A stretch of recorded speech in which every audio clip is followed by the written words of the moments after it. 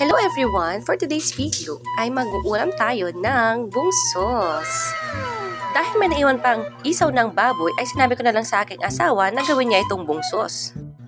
Dalawang kal na manok nga pala ang sasahog namin dito since wala kaming native chicken kaya kal na lang.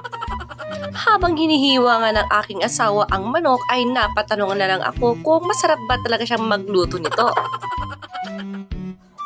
Kasama na din ang mga laman loob ng manok na isasahog sa bungsos.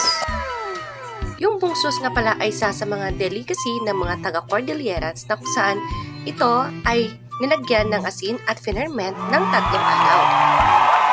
Hindi lang ito masarap na pang-ulam kundi masarap din na pampulutan sa mga manginginom.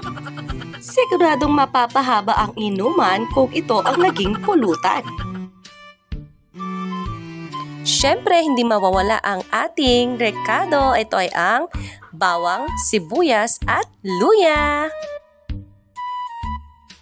Fast forward na lang natin para mas masaya.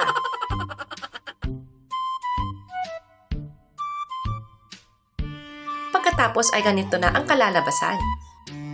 Habang ginigisa ang isaw ng baboy, ay maaari mo nang ilagay ang karne ng manok.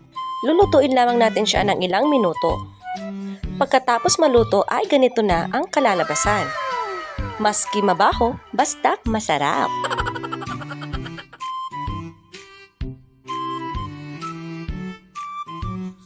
So, syempre hindi mawawala ang tikiman time.